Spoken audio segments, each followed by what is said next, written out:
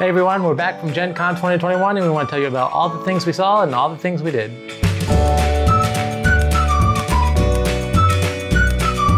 Because of the pandemic last year, this was our first trip to Gen Con, so we were kind of uncertain about what to expect. But now that we've been, we can kind of offer some tips and tricks from different perspectives depending on which way you'll be going. Yeah, so if you're going as a fan, an exhibitor, or a content creator, this is kind of the things we notice from those different perspectives. So as a fan, Gen Con can be very overwhelming.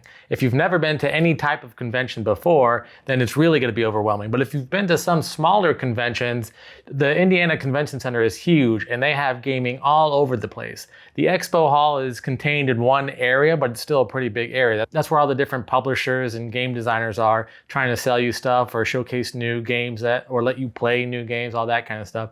But then they also have other halls where you can have tournaments. They have other halls where you can learn how to play games that don't fit in the exhibit hall. They have other halls that had more exhibitors in other rooms. They had a free game play area. They had a library area that cost tickets, so you had to pay for that. So everywhere you look, there were places and rooms and little cubbies and cutouts in the convention center where you could go and find board games. Yeah, I feel like at the fan level, right, you'll get a lot of different types of fans. So you get some people that are just there to cosplay, just kind of walk around and see things. And then you'll get the people that they're only there for the tournaments. Yeah, they'll go and stop at the exhibit hall and there. But for the most part, they'll be waiting for their tournaments. The tournaments could take all day. So they're a bit more serious. But if you're just more of the casual, okay, Parks is going to be there or Keymaster Games and I'm going to go see them, then kind of have a plan of where you're going to go. Because I think that was the biggest thing. We had to pull out the map and be like, wait, where were they again? Where are we going?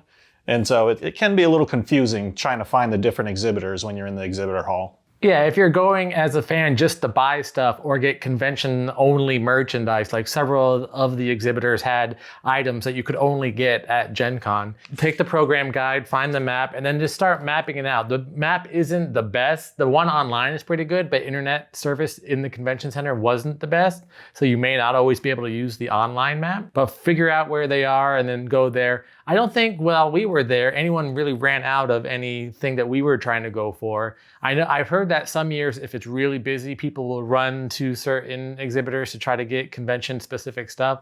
But I didn't find that was a problem this year. I think we got everything that we were trying to get. Is it attributed to the pandemic or is it not? We don't know. We have been told that previous years things sell out way in advance, so you really got to get your tickets that you want, and some things did sell out, but I think for the most part we had a great time on the tickets that we did get and the events we went to. When we do our follow-up next year, after we go to next year's Gen Con, we'll let you know the differences between this year, which is semi-pandemic, but really it was just people wearing masks, so it's still really crowded, and then next year, if it's a little bit even more open, if anything is different between the 2 years. Also, from a fan perspective, if you are going to go to buy things, come with something to carry it in. All the exhibitors will give out bags. Some are plastic, some are really nice. The Pandasaurus bag was really nice. It's like one of those nice tote bags. After a while, you start getting all these bags and you're just wandering around carrying all this stuff. So before we were going in, before they opened the doors, I saw people with wheel suitcases and huge game board backpacks and all these things that went in empty, but they knew that they were going to be buying a lot of stuff to fill those up. So if you go in mind planning to spend a couple $100s in board games and you're going to come out with a lot of stuff, bring something that'll be comfortable taking it out of there, preferably a wheeled device. One thing that I highly recommend that we didn't really take advantage until the very last day was just going in and sitting in on some of those social party games like, what'd we do? Telestrations After Dark.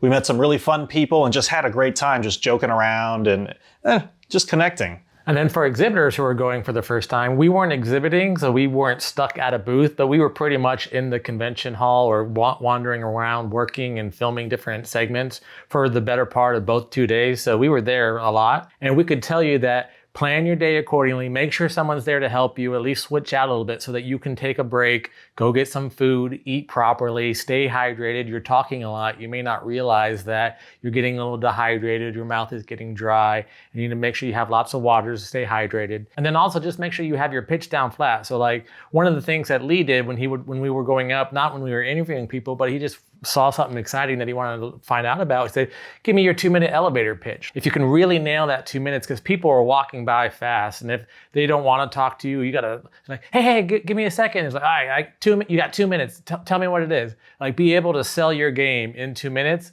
and you probably have a much better shot at reaching a new potential customer. Even if they don't buy it right then, they may think about it in their head and go, I'll circle back, or I'll check them out online, kind of thing. So really hone in on your sales pitch. Yeah, and that's one thing I kind of thought about after.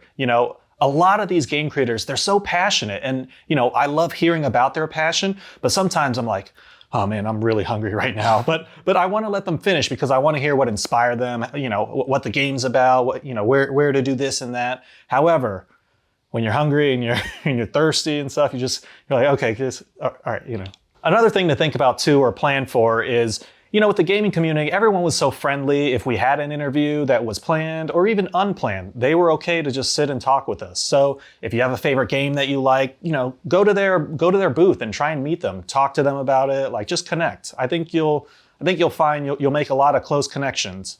And then if you're a content creator going to Gen Con for the first time, whether you have a media credential or not, all the game designers, all the exhibitors, they were so friendly. You can walk up to them. They're more than happy to talk to you about their game. They're more than happy. They'll probably do an on-camera interview with you. If you just ask them nicely, like, don't run up to them and kick a customer out of their way if they're about to make a sale. But if you see them and you are truly interested in their game, or you've played their game before, go up to them, talk to them about it. They're super friendly. Everyone's so great in the gaming community. So as a content creator, don't be afraid to go out and meet all these new people or people you've heard of or things like that. Enjoy your time while you're there, whether you're a fan, an exhibitor, a content creator, someone just passing by because you live in Indianapolis, you want to see what all the fuss is about. Enjoy it, get into it, and have a lot of fun with it. So my personal tip, if you're going to be walking around a lot the whole day, definitely make sure you have some comfortable shoes. And also, we did speak to some fans that were there that had those camelbacks. Next year, I think I'll definitely bring that too, just so I can just have something to drink while I'm walking around, stay hydrated. Those were some of our observations that we made while we were at Gen Con this year. What'd you think? Have you been before? Was this your first time? What kind of tips or tricks can you give? Let us know in the comments below. And if you're enjoying our content, please like this video and subscribe to our channel. And keep an eye on our Instagram, because we're going to be doing a giveaway with all of our official Gen Con stuff that we got this year. Until next time, I'm Lee. And I'm Kenny.